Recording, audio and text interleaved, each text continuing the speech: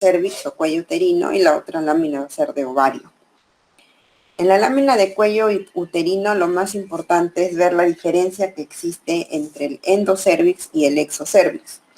Entonces recordemos que la forma del cuello uterino termina en el cuello, ¿no es cierto?, el útero, que está empotrado dentro de la vagina.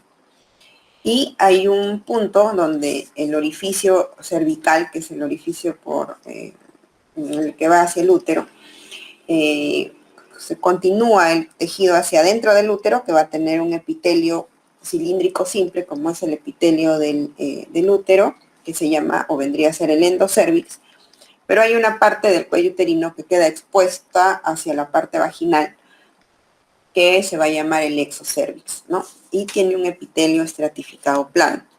¿Por qué estudiamos tanto este límite o esta limitación o este segmento?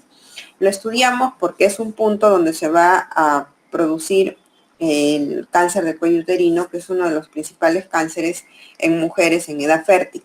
Entonces es un punto muy importante donde nosotros, inclusive ustedes, podrían fácilmente poder identificar si es que por lo menos es un epitelio normal o no. Para ello entonces vemos aquí. Esto es un cuello, un corte de cuello uterino, ¿no?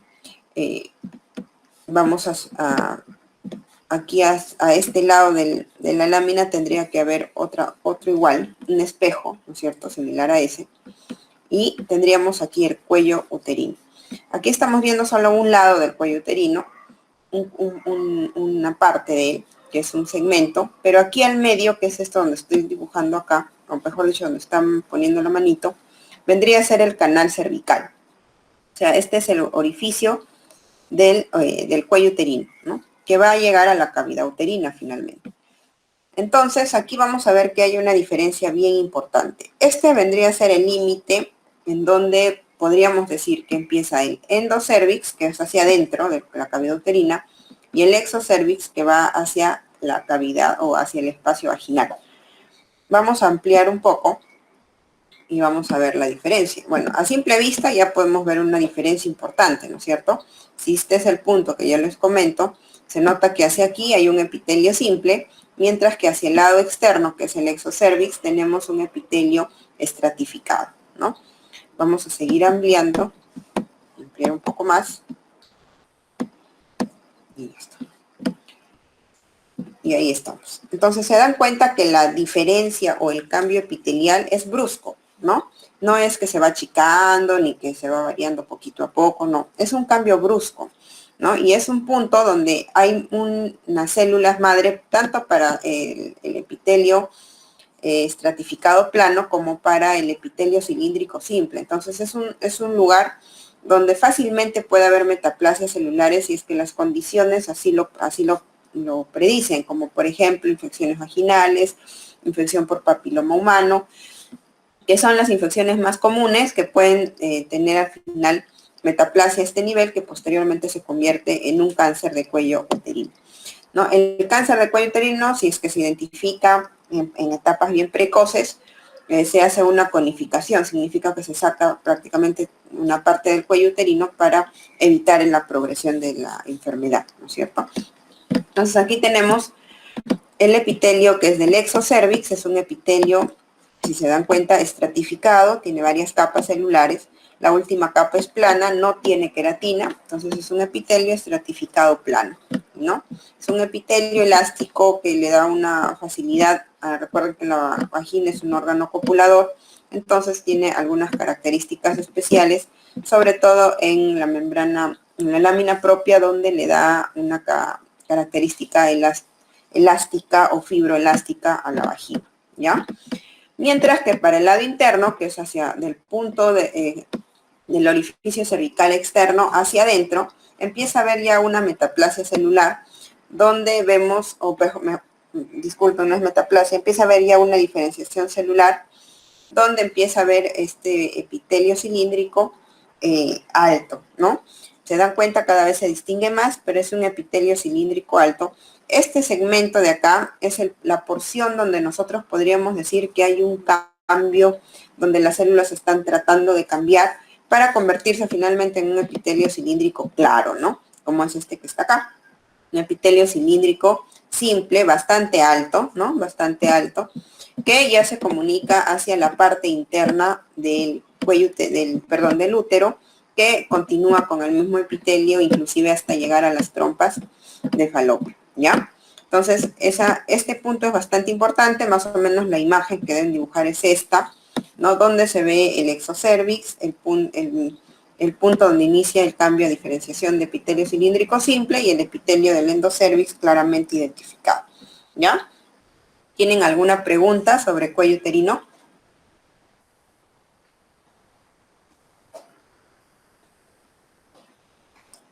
Ok, si no hay ninguna pregunta, vamos a hacer la otra lámina, que es la del útero.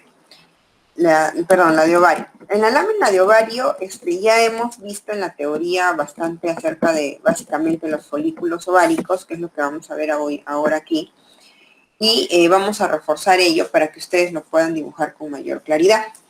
Entonces, recordando, el ovario es un órgano, es un órgano par, ¿no? Se ubica a cada lado del útero y está formado por una corteza, una médula y una cápsula que lo envuelve, que viene a ser el mesotelio, que es un epitelio cúbico simple, que recuerden es la parte más externa. Tenemos una corteza y una médula que es hacia el centro, donde generalmente están los vasos sanguíneos, las venas, arterias, etc. Dentro de la corteza, que es lo más importante dentro del del ovario, vamos a identificar una capa de tejido conectivo denso que viene a ser la túnica albuginea, justo por debajo del mesotelio, y de ahí ya viene la corteza profunda, que le dicen en algunos textos, que es donde ubicamos a los folículos ováricos en diferentes estadios de maduración. Como se dan cuenta aquí, esto es un ovario que ha sido en un corte donde hay varios folículos medio maduros, ¿no? Ya en proceso de maduración, otros ya no hay, ¿no? Ya no está el ovocito. ¿Por qué? Porque durante toda nuestra etapa de desarrollo, ¿no? El ovario van cambiando dependiendo de nuestros ciclos hormonales, van cambiando los folículos a primarios, secundarios, a veces siguen evolucionando, a veces no, a veces se atrofian, a veces no se atrofian, a veces se logran desarrollar, pero la idea es que una mujer solamente ovule un ovocito por mes, ¿no? Normalmente es un ovocito por mes, por eso solamente hay embarazos con un solo bebé, pero a veces pueden haber hasta de 2 o 3 en el mejor de los casos, como posiblemente embarazos naturales, ¿no? Porque si hacemos tratamientos de fertilidad, ahí pueden haber un montón de ovocitos que pueden ser fecundados al momento de la fecundación. Entonces aquí tenemos ya el ovario y vamos a empezar a ver, si ustedes se dan cuenta, aquí hay un montón de bolitas chiquitas, eso es lo que vamos a ver ahora, porque vamos a ver los diferentes estadios de desarrollo de los folículos ováricos.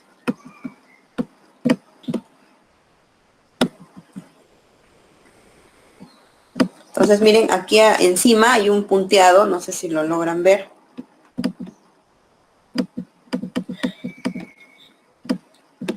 Aquí por encima hay un punteado característico que viene a ser el mesotelio, que es este epitelio cúbico simple que se ubica alrededor de todo el ovario.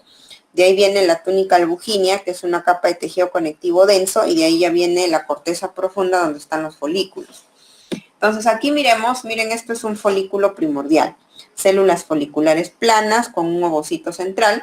Son los que hay en mayor cantidad. Van a ver, aquí hay como, a ver, contamos, 1, 2, 3, 4, 5, 6, 7, 8, 9, 10, 11, 12, 13, estos también deben ser 14, 15, 16, o sea, hay como un montón, ¿no? Generalmente se acumulan y son en gran cantidad. Recuerden que más o menos es medio millón con el que nace una mujer al momento del parto, ¿ya? Perdón, al momento de la adolescencia, con medio millón más o menos que inicia su etapa fértil.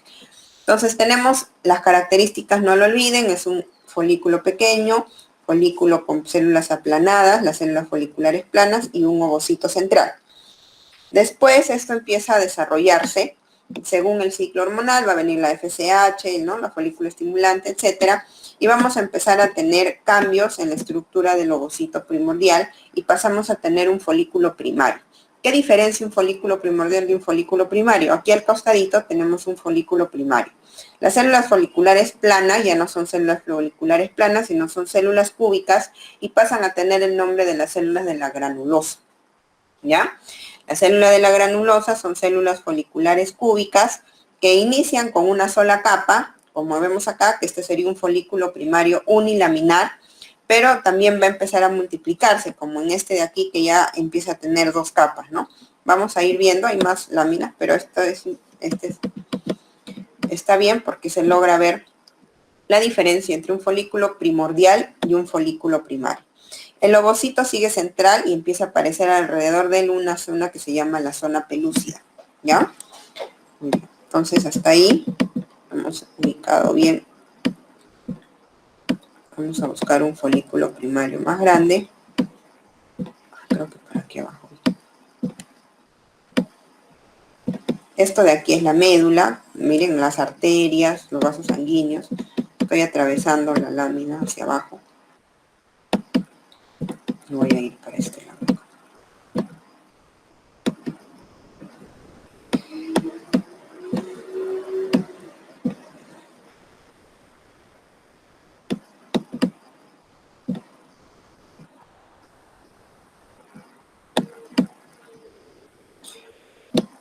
Este de aquí es un folículo primario ya multilaminar porque ya tiene de 2 a 3 capas en las células de la granulosa, pero llegan a tener 10 o hasta quizás un poco más de capas de células de granulosa y empiezan a tomar mayor tamaño. Para llegar a tener el siguiente, acá en el, me estoy olvidando, en el folículo primario, alrededor del folículo primario empieza a formarse la teca, ¿ya? En este caso se llama la teca folicular, todavía no se ha subdividido en teca interna y en teca externa. Pero aquí ya tenemos un folículo secundario. Una vez que las células de la granulosa han crecido mucho o se han multiplicado en gran cantidad, empieza a formar o a presentar lagunas en medio de estas células de la granulosa, que pronto se formarán para hacer el antro folicular. Pero cuando ya el folículo primario empieza a tener lagunas, ya no es primario, sino se llama folículo secundario. Y el folículo secundario tiene las características que ya tiene formadas las dos tecas. Si se dan cuenta, alrededor de este folículo hay dos capas de célula. Una es esta y una es más externa de color rojizo. La más interna es la teca interna, que tiene actividad hormonal, que ya lo hemos visto en el momento de la teoría. Y la teca externa básicamente está formado, disculpe, y la teca externa está formada por células musculares lisas, ¿no? Que forman alrededor un tejido especializado para movilizar también al folículo. A medida que el folículo se va madurando, se va profundizando en la corteza, se vuelve más profundo, ¿ya? Entonces, acá está, miren, acá está el ovocito, no se ve con nitidez, pero este es el ovocito central. Acá está formando la laguna, todavía tenemos las células de la granulosa, la teca interna y la teca externa, ¿ya? Y aquí abajo, de tener, miren, este folículo secundario, pasa a tener mucho mayor tamaño y pasamos a tener un folículo secundario, un folículo de Graf o un folículo maduro. El folículo de Graf es un folículo que tiene el antro folicular ya formado. El ovocito ya no está al medio, sino se ha lateralizado. Miren, esta línea eosinófila aquí es lo que conocemos como la zona pelúcida. Y este ovocito está rodeado de la corona radiada y está unida a las demás células de la granulosa por un cúmulo de células que se llama el cúmulo oóforo, así se llama. Igual tiene la teca externa y la teca interna, ¿ya? Aquí, a ver, creo que acá al lado hay otro. Este es más grande todavía, ¿no es cierto? Mire, este es un poco más, este es mucho más grande. Está más avanzado en el estadio de maduración porque, miren, las células de la granulosa ya están mucho más aplanadas, ¿no? El antro folicular ya está mucho más grande y el ovocito, bueno, se mantiene con su corona radiada y el cúmulo óforo que lo une al tejido externo, ¿ya? Estos de aquí son probablemente, no puedo asegurarlo al 100%, habría que ver el contexto, pero estas estructuras que vemos acá son son rezagos que quedan del antro folicular y del folículo una vez ovulado el ovocito. ¿Ya? Miren aquí un folículo primario, ¿no? Multilaminar, tiene varias capas, el ovocito central con la zona pelúcida.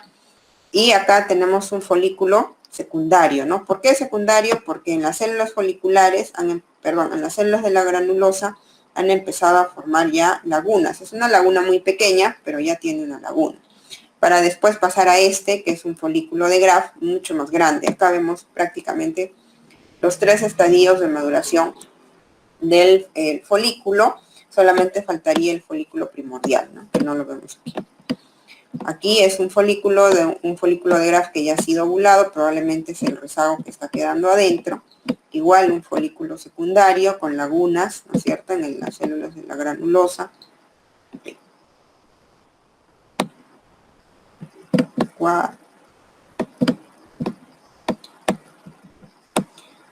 Miren este folículo primario multilaminar.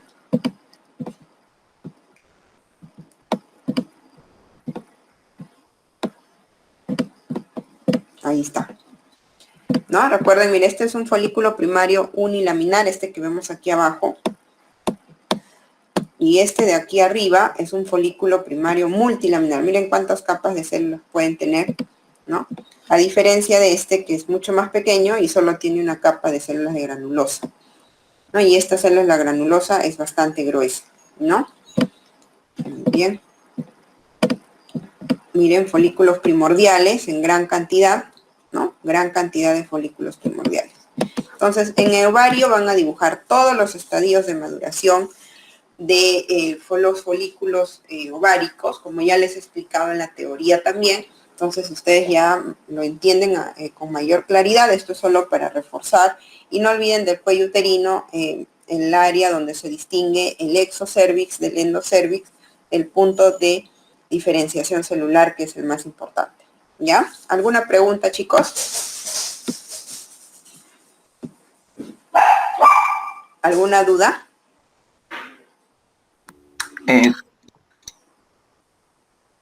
Ok. Si no hay ninguna duda, entonces, igual cualquier contacto, estamos con su delegado. Ya estamos próximos a terminar la última práctica, que creo que es la próxima semana, porque si estamos haciendo femenino, la próxima semana ya toca reproductor. Y ya estaríamos terminando la práctica de histología y listos ya para hacer el examen de la segunda unidad. ¿Ya? Muy bien, gracias chicos, suerte. Buenos días, Miss. Disculpe, ¿podría volver a señalar las capas del ovario, por favor? Las capas del ovario, a ver. Recuerden acá, ¿no? El ovario está envuelto en una capa de un epitelio simple cúbico, que es esta capa punteada que vemos aquí externamente. Por debajo de esta capa del epitelio, del mesotelio, se llama mesotelio, hay una capa de tejido conectivo denso, que viene a ser la túnica albuginea, que si se dan cuenta es esta que es media eosinófila. Y de ahí ya viene la corteza, ¿no? La corteza ovárica, donde están los folículos primordiales y todos los folículos en sus diferentes estadios de maduración. Y al medio, vamos a cruzar el ovario. Ay, híjole, chico, pues, ¿no?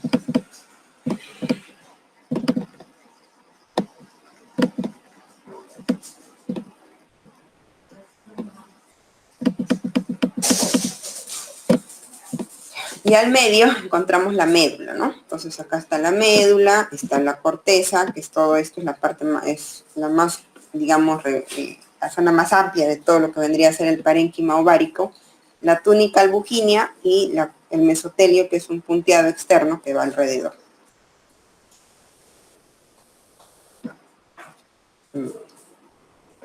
¿Está bien Raúl? Sí, Miss, muchas gracias. Ok. Dime, Alison. En la primera lámina, ¿tenemos que hacer una imagen panorámica o solo la diferenciación de los epitelios? En realidad, si lo haces en panorámico, ese punto, no vas a lograr ver muy bien la diferencia, ¿no? Tiene que estar amplia, por lo menos a unas 10x para que puedas ver las características de ambos epitelios y ver cómo se diferencia. Ujú. Ok, Miss. Y en el ovario sí señalamos lo que es la corteza y la médula. Corteza, médula, mesotelio, túnica albuginea, todo lo que les estoy explicando ahorita. Y todos los folículos ováricos, ¿no? En sus diferentes estadios de maduración. Ok, Miss, gracias. Ya.